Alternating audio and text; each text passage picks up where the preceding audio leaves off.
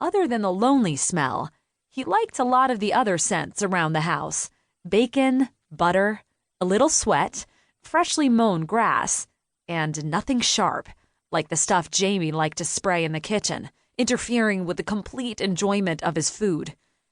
Now, how to get Jamie to realize that there was a good choice for a packmate here? Mac thought for a moment. Then he decided he should bring something from the house to his person. Her nose wasn't nearly as sensitive as his, but he was sure once she had something right in front of her and got a blast of the mix of scents, she'd know what to do. There wasn't a screened-in porch like the one at his new house, but he wasn't worried. Mac's upper lip curled back as he continued his surveillance. The bonehead dog had been around, that was for sure. He managed to ignore the reek by reminding himself he was on a mission. His eyes scanned back and forth, searching. Then he saw it. A small circular window standing partway open on the second floor. Getting up there? No problem. The big tree growing beside the house seemed designed as his personal staircase. He quickly scrambled up, gave the window a headbutt to open it wider, then jumped inside.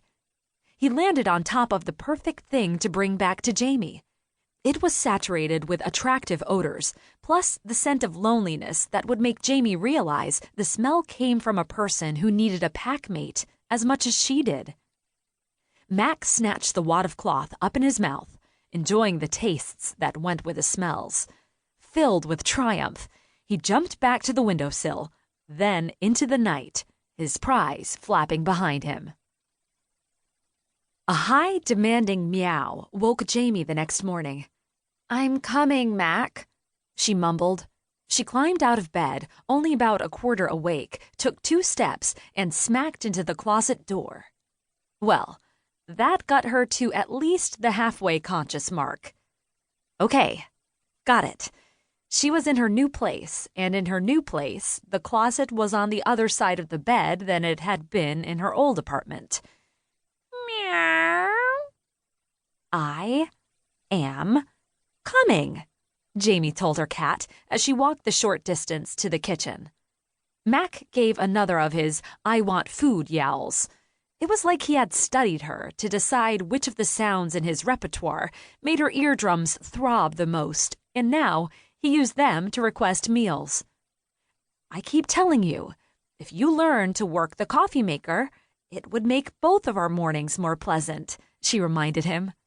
She didn't bother attempting to make her coffee before serving His Majesty. MacGyver had her too well trained for that. But even jonesing for caffeine, she couldn't help smiling as Mac began weaving around her ankles the moment she took a can of cat food out of the cupboard. She thought her kitty was brilliant, but there were some things he just didn't get. Like that she'd be able to get the food into his bowl a lot faster if he didn't try to tie her feet together with his body. "Here you go." She managed to get the food into Mac's bowl without dumping any of it on his head. She watched while he took a few sniffs, then a bite, then another bite. It seemed like Alley Cat was still on his approved foods list. She couldn't believe she was feeding her cat alligator. But the vet had said wild food was good for him, and he liked it, for now. She amused herself by imagining Mac, all 8¼ pounds of him, bagging breakfast by twining himself around a gator's big ankles until it went down. Jamie took a step toward the coffee maker, one of the few essentials she'd unpacked last night, then sank down in one of the kitchen chairs, suddenly overwhelmed. She'd just trashed her whole life, quit her job, and moved about as far away as she could while still staying in the United States. She wrapped her arms around her knees. What had she been thinking? She was 34. When you were 34, you were supposed to be settling down, not attempting a complete reboot. Her friends had. They were all married now. All as in all.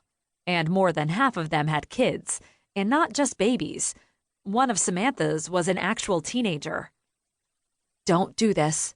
Do not do this. This is not how you start. But how was she supposed to?